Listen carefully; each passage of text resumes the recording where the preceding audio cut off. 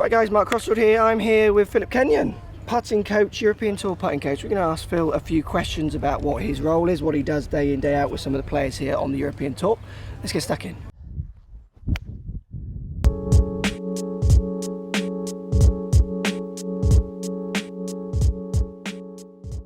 Right Phil, putting coach, you teach, I've seen you at a few events.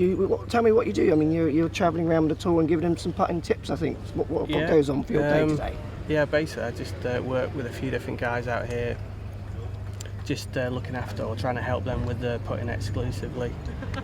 So yeah, just trying to focus on that part of the game. Okay, and so, we saw you today. We're at the Portugal Masters, and we tried to get you a lot today, but you just rammed. You look to be helping everyone.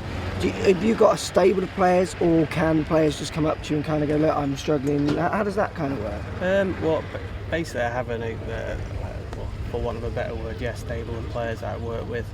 So I agree to attend a certain amount of events each year and primarily, look after those players. Okay, and do you get the odd ones who are just after the old tip and things like that here and there? The odd guy comes up who's struggling, who's looking for some inspiration. Absolutely. Yeah. And we saw you doing some work earlier with Aimpoint Express, I think. Yeah. That's something that you looked like you were teaching one of the players how to use a little bit. Is that correct? What you were doing with that? So you're a certified Aimpoint instructor, I presume? Yeah. And how are they taking to that? Because we see a bit of it on telly. Adam Scott made it very kind of visible for the normal Joe public out there. How are they taking to that? Are there ones that love it or hate it, or what's the take up with it? I think the take up's been good. I think it's a good system. It's a simple system, but accurate enough so the guys can still retain some feel. I think it's a little bit easier than the original Aimpoint sort of process. So I'd say the response has been good, really, and so I think you're going to see a lot more guys use it, definitely. That's interesting. Do you think it's going to grow?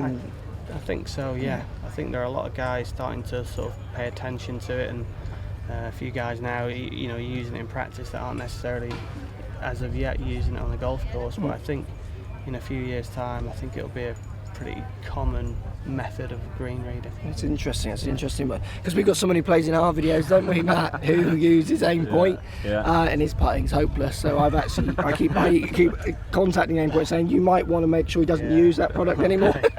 Well, you've still got to start it online. You've still got to get the right speed. The speed's key, isn't it, with Aimpoint? Because if you're not getting it at distance pass, it doesn't matter that you've got the line, because it's not going to travel on that true line with the speed's wrong, isn't it? It's going to come short or go through the brakes. Absolutely. I think that you've got to put the three skills together, start line, speed and read, and as much as we try and sort of separate them at times, they're intrinsically linked, so you need to understand your mix of those three and then be able to manage that.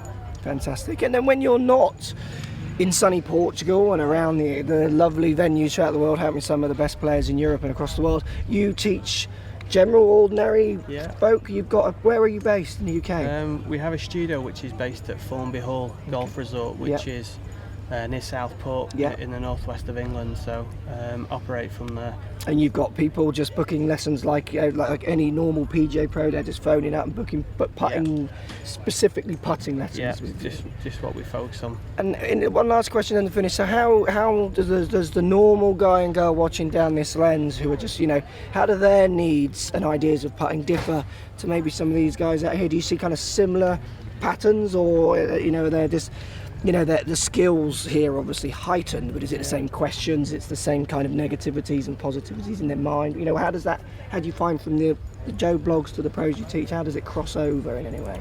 I think the pro is more skilled in, I would say, in being able to start his ball online. His techniques of a more reliable standard. You're looking at the more sort of finer points, such as green reading. And aim, and a lot of the time just how they structure their practice, so they're going about the work efficiently and developing the right skills.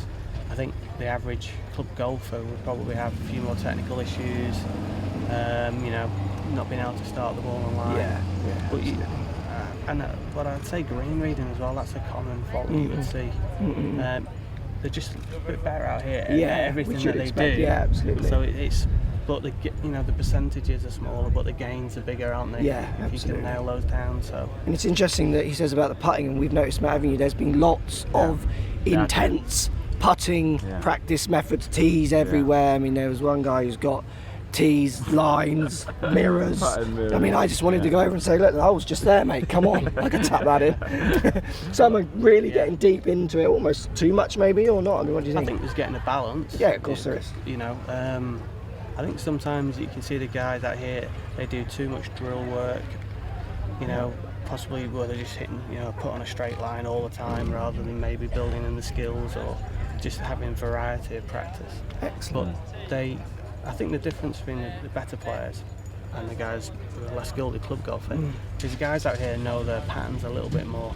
I mean, absolutely. You'll get a range here, but they know their patterns a little bit more, they understand their patterns, so the specific nature of their practice is more geared to kind of, you know, match, you know, working on their traits. But the average club golfer, you know, rocks up 3 balls, you know, pings one down, oh that was low, I'll hit it here, so that's there is more of a process. Yeah, I think that's a really interesting point for the guys down the lens there, as in, so what you're saying there is that it's not just, I mean, it is skill based like you say, but if they understood their patterns more, they could then focus their practice a bit more around improving the bad patterns, where these guys know those patterns. They're out here working a bit more on their weaknesses rather than just general putting. As a whole, in comparison maybe to your more club golfer, then the guys out here will know their patterns more. I think the better guys have a greater understanding and can practice. They structure their practice better. You know, so there's still a range out here. Yeah. I'd say there's a sort of like seismic shift when you go off tour to a club golf. Good stuff. Brilliant. There we go. Thanks for your time. Great.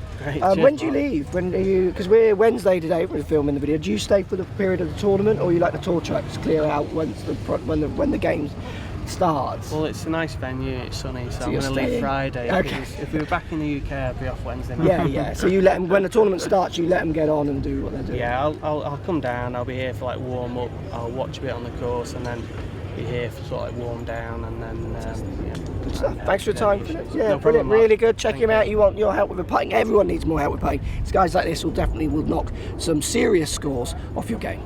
So if you like what's going on here, don't be afraid to subscribe to the channel. Also thumbs up the video, post comments. Love to hear what you guys got to say.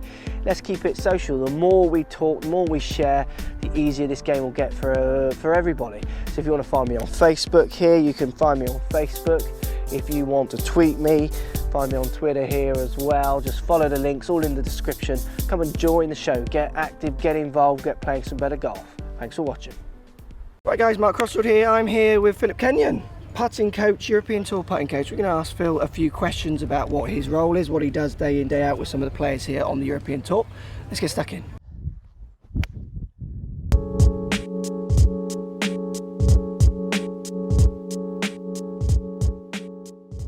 Right, Phil, putting coach, you teach. I mean, I've seen you at a few events.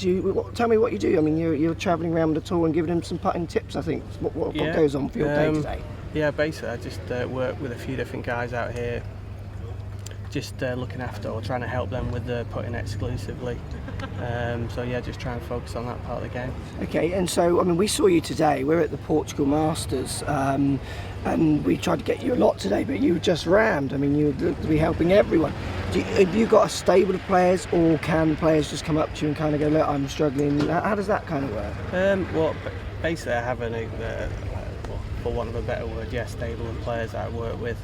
So I agree to attend a certain amount of events each year and primarily, look after those players. Okay, and do you get the odd ones who are just after the odd tip and things like that here and there? The odd guy comes up who's struggling,